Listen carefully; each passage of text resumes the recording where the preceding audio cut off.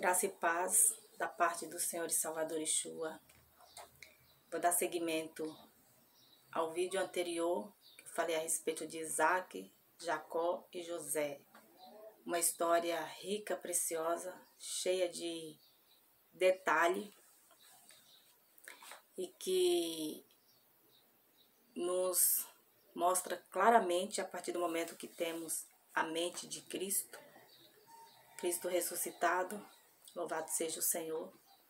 Compreendemos toda a palavra, compreendemos a situação do mundo, compreendemos do início ao fim no que diz respeito o agir do Todo-Poderoso com a humanidade, no que diz respeito ao procedimento de vida, até que ele nos conduza ao reino, que é o Filho, a compreensão de viver esse reino, de viver as bênçãos ainda em vida e aguardar por promessas ainda mais extraordinárias,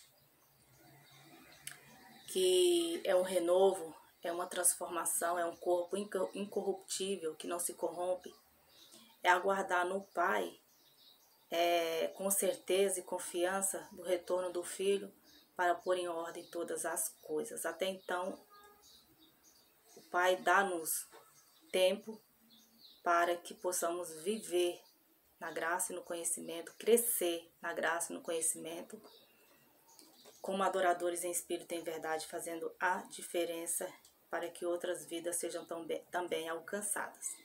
Então, que o Pai opere, dando discernimento a todos vocês, que vocês sintam-se agraciados e com mais vontade de continuar estudando sobre essa linhagem, sobre a história desde de Abraão, e com zelo para que essa linhagem se perpetuasse, porque ela ainda está aí.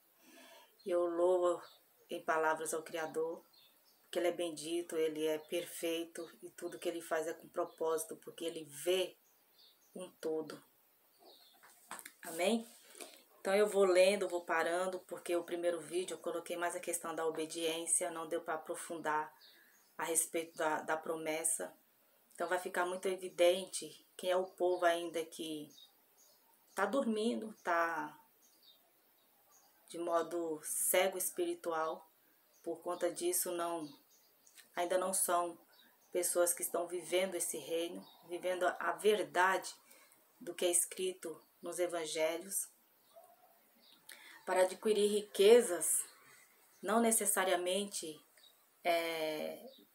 no que diz respeito à capital, mas riquezas que vai além, que nos dá equilíbrio, que nos traz a paz verdadeira, que não é a mesma que o mundo oferece, que nos capacita a andarmos em fé, confiança, comprovando e vivendo as riquezas diárias que o Pai nos oferece, que uma delas é poder adorá-lo em espírito e em verdade, e amar de verdade o próximo, sem querer nada em troca a não ser o respeito e a boa convivência, viver com equilíbrio, com uma paz interior. Tudo isso são riquezas que não se compara a riquezas de capital, né? O conhecimento é algo que ninguém pode tirar de nós. Então eu vou ler aqui Gênesis 25, vou parando, vou explorar alguns tópicos, vou falar algumas coisas assim, mas não dá para falar tudo, porque a palavra ela é extraordinária, mas aconselho que a partir do capítulo 10 de Gênesis até o último, e aí depois vocês leiam Deuteronômio 28, Levítico 26, e para identificar melhor quais são as pessoas que se caracterizam na questão das maldições, que estão sofrendo essas maldições.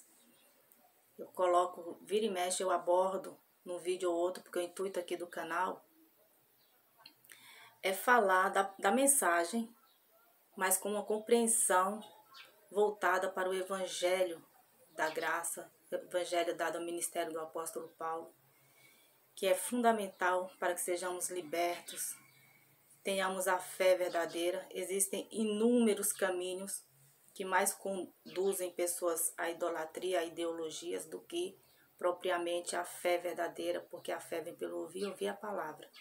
Então, quanto mais expor a palavra do Criador, quanto mais lermos a palavra do Criador, mais capacitados seremos. Amém? E se cair aqui, porque o armazenamento está cheio, não está dando para ir além, eu volto a falar, continuo, se eu não colocar o que eu quero hoje, tá?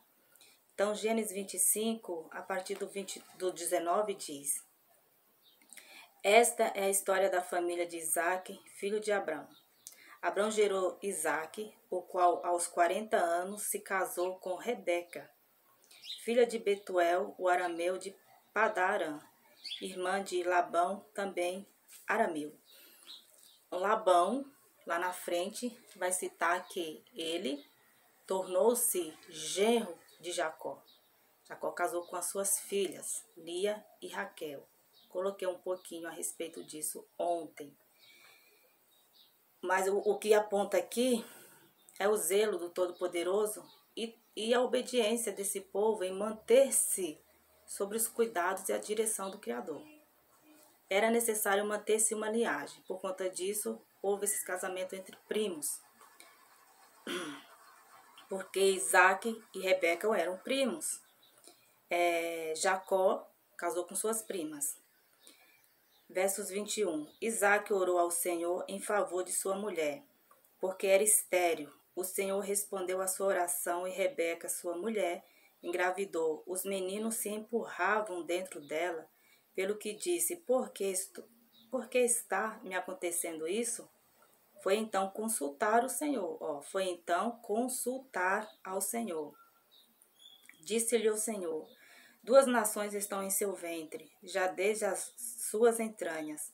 2 povos se separarão, um deles será mais forte que o outro, mas o mais velho servirá ao mais novo. Olha aqui, outro ponto importantíssimo. 2 nações, por quê? Porque está falando lá do início, lá de trás. Então, foi formado, separou-se Jacó e Esaú. E aí, se você ler, você vai ver que a Bíblia ela relata muito detalhadamente essas questões. Quando Esaú vai ao encontro de Jacó. Quando ele luta com o anjo, revogando um direito. E aí, muitos podem até falar assim, mas revogar o quê? Se o mais velho era Esaú, e aqui vai relatar na frente, o que ele estava revogando? Porque existia uma outra promessa. Percebe que o quanto que a palavra é preciosa e é necessário estar sempre estudando, porque podemos cometer erros se não observarmos o que diz em detalhe a palavra do Criador. Então ali o revogar é algo que está lá na frente e eu vou procurar ver se dá tempo eu ler. Continuando. Então, diz aqui, mas o mais velho servirá ao mais novo. Então, vamos ver quem é o mais velho e quem é o mais novo. Porque o mais velho aqui vai estar com promessa de poder e riqueza. Confirmou-se que havia gêmeos em seu ventre. O primeiro a sair era ruivo, e todo o seu corpo era como um manto de pelos. Por isso lhe deram o nome de Esaú.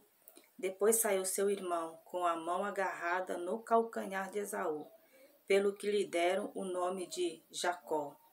Tinha Isaque 60 anos de idade, quando Rebeca os deu à luz. Então fica aqui claro que o mais velho, o qual seria servido, seria Jacó. Por quê? Porque o mais velho serviria o menor. Ou seja, já existia uma promessa. E o que acontece depois? Os meninos cresceram. Esaú tornou-se caçador habilidoso e vivia percorrendo os campos, ao passo que Jacó cuidava do rebanho. Aqui está descrito um diferencial na habilidade e na prática de vida de cada um deles. Um era caçador, habilidoso, e o outro cuidava do rebanho. E vivia nas tendas. Isaque preferia Esaú, porque gostava de comer de suas caças. Rebeca preferia Jacó. É a palavra que está dizendo. Isaque preferia Esaú, porque gostava de comer de suas caças. Rebeca preferia Jacó. Certa vez, quando Jacó preparava um ensopado, Esaú chegou faminto, voltando do campo, e pediu-lhe: dê-me um pouco desse ensopado vermelho aí. Estou faminto, por isso também foi chamado Edom. Respondeu-lhe Jacó: venda-me primeiro o seu direito de filho mais velho.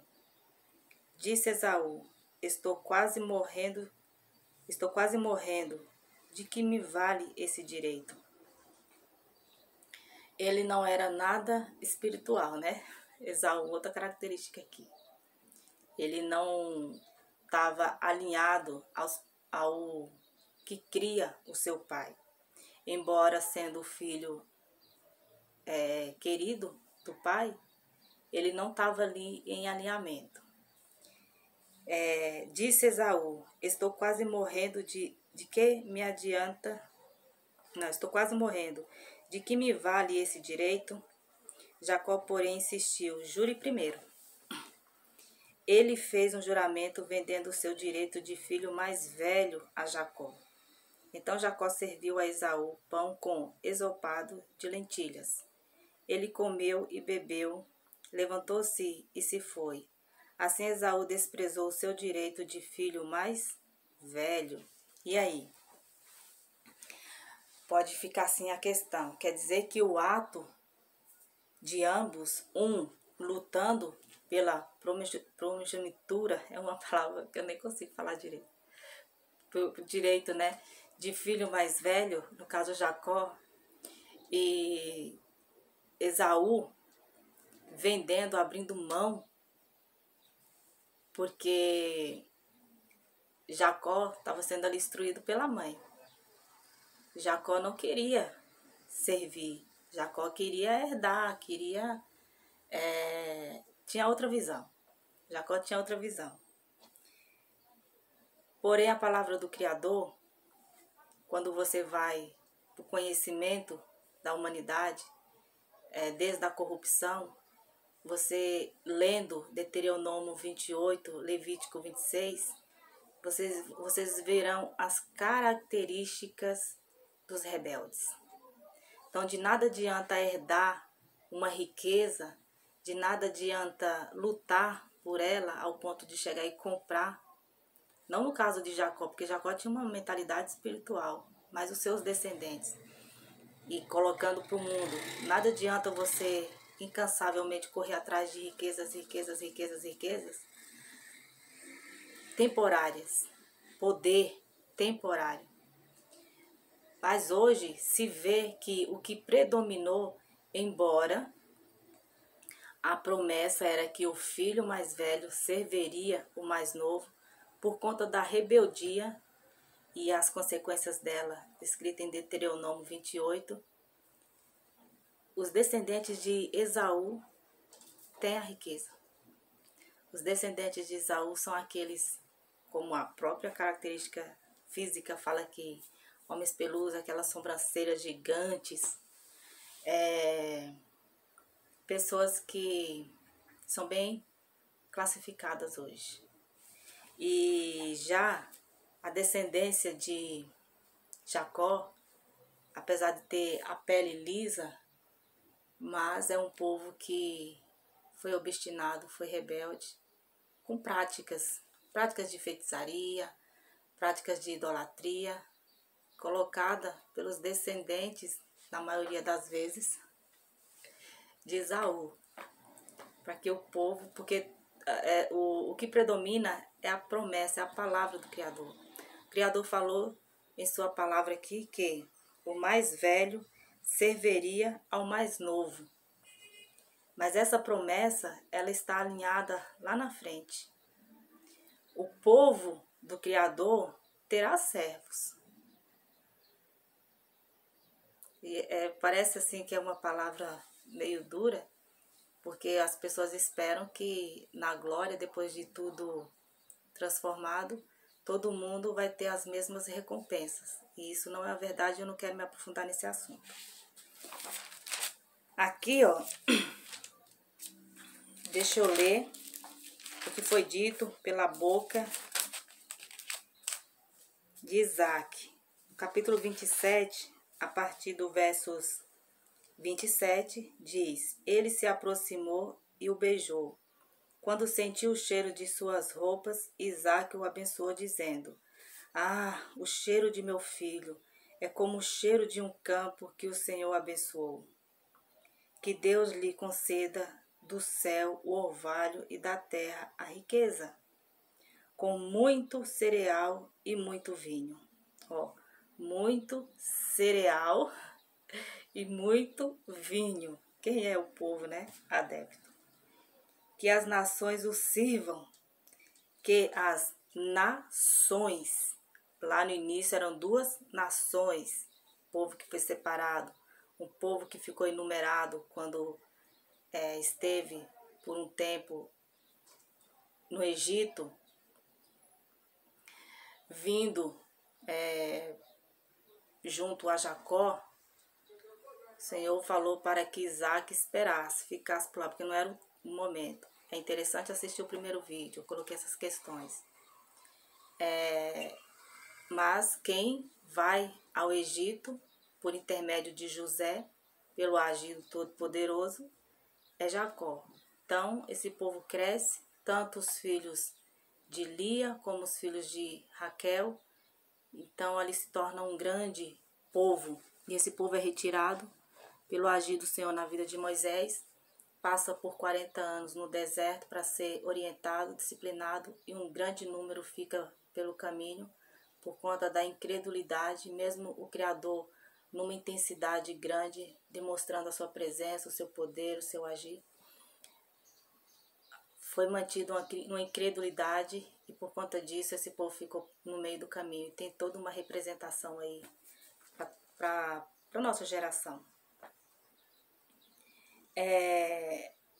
Então, o que não faltou da parte do Criador foi zelo, para que essa linhagem, o quanto maior o número fosse, entrasse na terra prometida, usufruísse das riquezas que o Pai estava ali já profetizado que eles teriam, entraria numa terra que manasse leite e mel, porque está de encontro, está lá em Êxodo, mas aqui a promessa, essa promessa que sai da boca de Isaac, olha só: que Deus lhe conceda do céu o orvalho e da terra a riqueza, com muito cereal e muito vinho, que as nações o sirvam e os povos se curvam diante de vocês. Para aqui, esse ponto.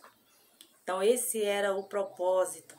Os descendentes de Jacó tivesse essa riqueza, mas de acordo com o andamento e o procedimento que o Criador esperava deles. Porém, uma parte entrou e se espalharam, daí vem as nações, mas um povo específico, os demais o serviriam, ou seja, hoje é colocado como esse povo que está lá, usufruindo de Israel, os gentios pisando em Israel, como a descendência de Jacó, mas não é a descendência de Jacó, é a descendência de Esaú. Só que a esperteza, a inteligência desse povo é maior do que os descendentes de Jacó. Os descendentes de Jacó foi espalhado pela terra por conta da obstinação, da idolatria, que o pai não se agrada, mas é o povo que o pai ama e que foi necessário enviar o filho dele para que fossem resgatados. E ainda um grande número estão dormindo, estão voltados para um espírito de atordoamento, como diz lá no Evangelho, eu já coloquei vídeo também falando sobre isso, até que seja alcançado o número dos gentios. Então eles estão dormindo porque o Pai está permitindo. Apenas uns estão vivendo, estão sendo agraciados por essas revelações maravilhosas. Eu espero que você seja um desses, que poder enxergar e compreender o agir do Todo-Poderoso, que tem um tempo determinado para tudo. Então essas riquezas aqui, para não ficar confusão, era profetizado essa promessa que Jacó teria servos, a sua descendência teria. Aí você vai ler Deuteronômio 28, Levítico 26, tem uma imposição para bênçãos e maldição. O povo descendente de Jacó, o povo descendente de Efraim, mesmo com promessa extraordinária, mas estão dormindo, outros estão perdidos nas questões de idolatria, de fama, de poder, e não voltado para o Todo-Poderoso. Porque um número que está com a riqueza, os reinos dessa terra, tem conhecimento disso daqui. Então o que não falta são questões elaboradas para manter o povo disperso. O povo envolto a questões de idolatria, a questões de corrupção do corpo. Então poucos estão percebidos de que a palavra do Criador é verdadeira e que existe ponto final para tudo isso no tempo determinado. Versos 29. Que as nações o sirvam e os povos se curvem diante de você. Seja Senhor dos seus irmãos e curvem-se diante de você os filhos de sua mãe. Malditos sejam os que amaldiçoarem e benditos sejam os que o abençoarem. Então fica evidente que a bênção, ela está ao encontro de quem obedece. De quem obedece. Embora está lá em Romanos que uma parte, mesmo conhecendo o Criador e os seus atributos invisíveis, e também digo eu, visíveis, não renderam glória, antes criaram para eles imagens de quadrúpedes, de animais, de pessoas, se voltaram aos seus próprios ídolos. Hoje existe uma classe, dois povos, uma classe de pessoas que ainda, na sua maioria, se encontra perdido por conta dos inúmeros caminhos apresentados no que se refere à fé, mas o caminho único e verdadeiro é pela palavra, porque a fé vem pelo ouvir e ouvir a palavra do Senhor. Então, tirou o foco, a palavra do Criador, você está correndo riscos. E existe um outro povo disperso e que chega a rejeitar as orientações que diz respeito à palavra do Criador. Porque colocaram a palavra do Criador como algo de cunho religioso. E não, a palavra do Criador é o nosso manual de vida. É o nosso meio de compreender o mundo e todos os elementos criados. Dentro também dos propósitos do Criador. Então aqui, ó, vou pular um pouquinho. Aqui no capítulo 48,